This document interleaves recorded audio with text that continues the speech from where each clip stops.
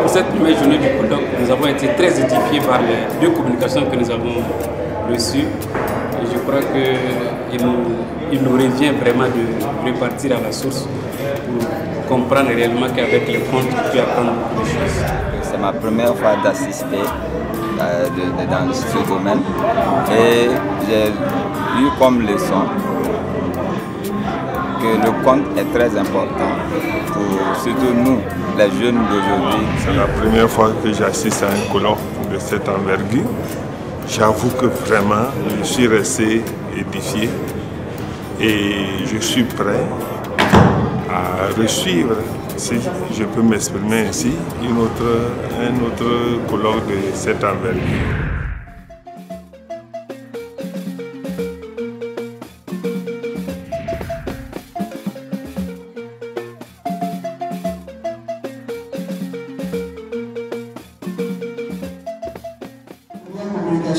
À laquelle nous avons participé est celle de Soumaïla Boukari.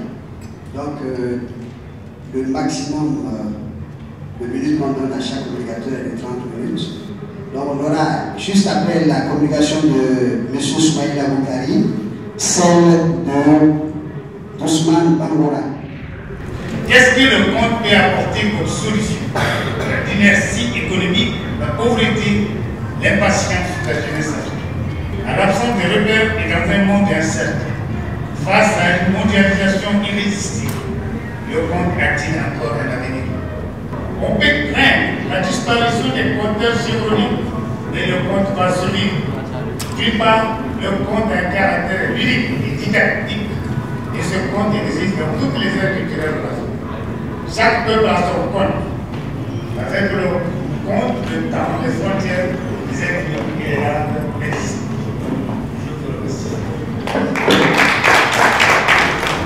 Créer des lieux de la parole en Afrique constitue, à mon avis, une contribution à la résurrection de l'art par parole du village qui a dû disparaître par la force des choses, ayant ainsi cédé presque à l'agression culturelle nourrie par la relative modernité.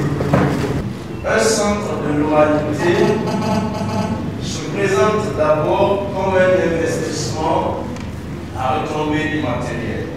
En ce sens, il constitue un pôle de ressources intellectuelles qui contribue sans doute à l'éducation nationale et aussi à la recherche en littérature, en sciences sociales et humaines, en développement artistique et culturel, donc en développement tout. En tant que lieu de rencontre, donc lieu de vie, les centres de l'oralité participent pleinement à l'amélioration de la qualité de vie de leur environnement immédiat, en permettant au public jeune et adulte de se retrouver régulièrement autour d'activités, autour de pratiques et de problématiques pouvant considérablement influencer le renforcement du tissu social, gage de paix, garant de la démocratie et moteur de développement. Comme disait Senghor, la culture est au début et à la fin de tout développement. Je vous remercie.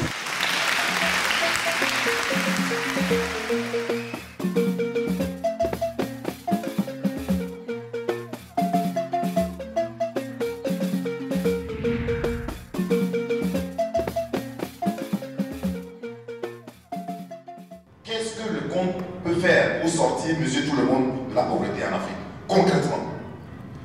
Comment le compte peut aider à sortir l'Afrique de la pauvreté? Un exemple concret, vraiment concret. Je parle de l'artiste compteur. Celui qui compte, qui prend une activité professionnelle, je dis, c'est quelqu'un qui fait une activité rémunératrice qui lui permet de s'en sortir. Un compte, ce n'est pas simplement une distraction.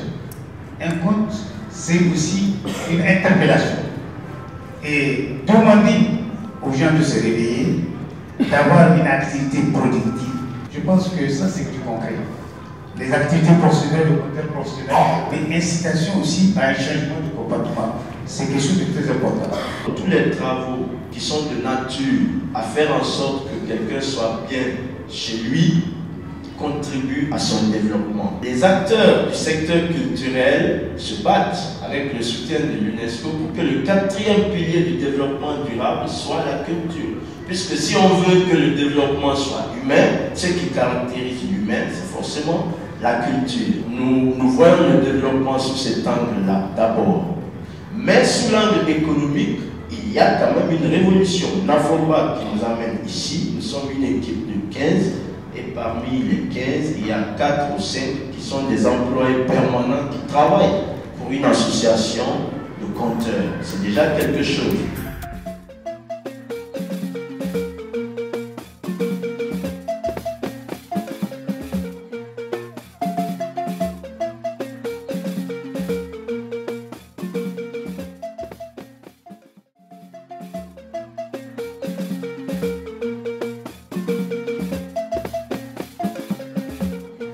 Merci à vous, population de Bobo-Dioulasso, d'avoir effectué aujourd'hui, dimanche, le déplacement pour le second jour de ce colloque international sur les arts du récit et le développement en Afrique.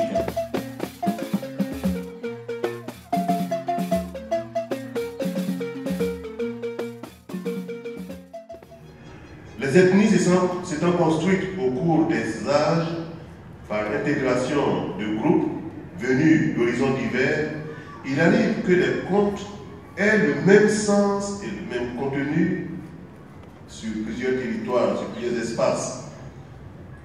Lorsque vous prenez notamment la geste du Mali, vous voyez un peu partout en Afrique occidentale, nous avons pratiquement la même vision.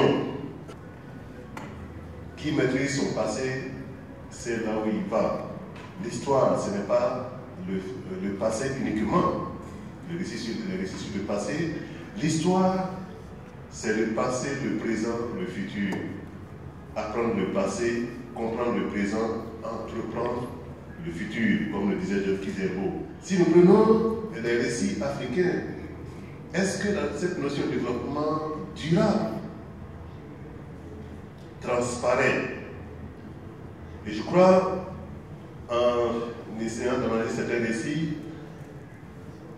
le développement dans la pensée africaine à travers les récits apparaît comme une amélioration des conditions de vie après avoir surmonté les difficultés le plus souvent innombrables et variées.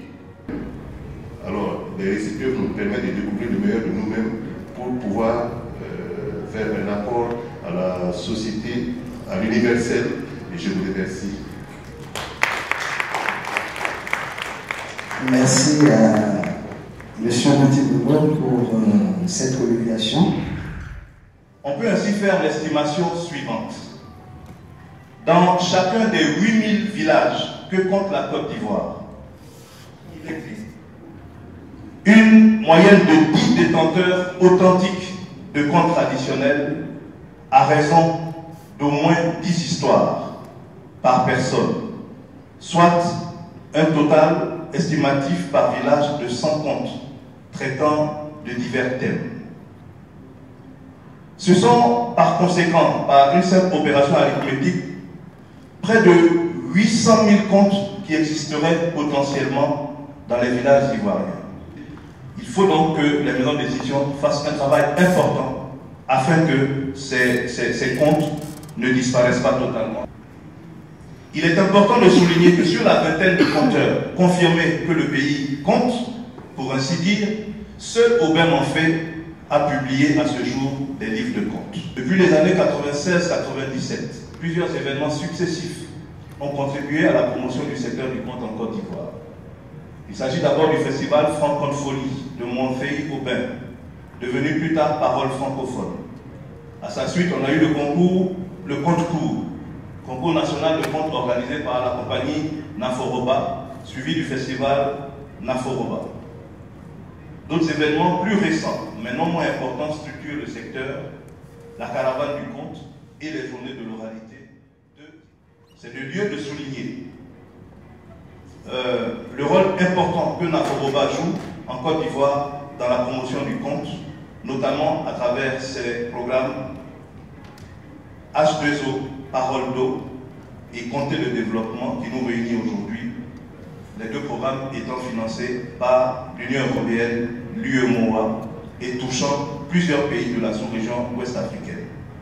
C'est une performance rare qu'il convient de saluer, car de mémoire d'acteurs culturels, jamais une même organisation n'a pu avoir deux financements successifs de l'Union européenne.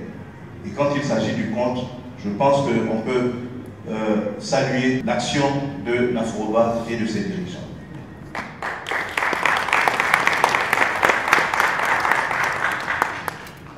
Les propositions faites dans notre communication, si elles sont retenues, pourront faire l'objet d'un approfondissement et d'une modélisation afin d'être dupliquées dans chaque contexte pays pour réaliser, s'il ne l'est déjà, l'objectif d'une économie du compte africain créative, dynamique et prospère. Je vous remercie pour votre attention.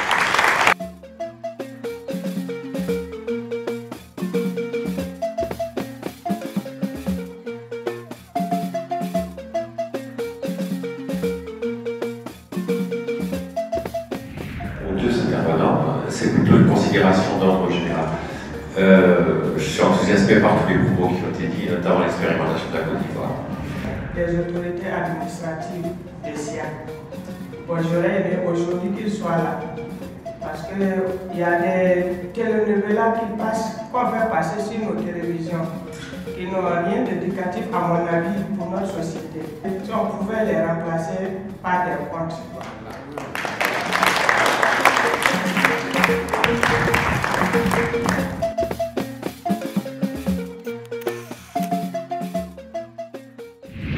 J'ai participé à ce colloque depuis hier et ça a vraiment été bénéfique parce qu'on a appris beaucoup de choses et qui pourra nous permettre aussi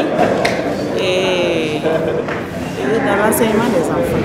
À travers le colloque, je pense que c'était vraiment riche d'enseignement et que le compte, nous gagnerons en tout cas à mettre un grand espace pour le compte dans les écoles, dans les quartiers, dans les villages.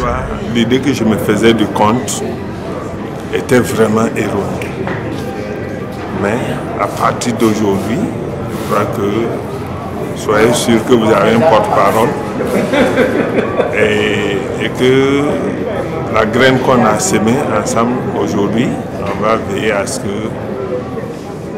grandisse et qu'elle produise des fruits.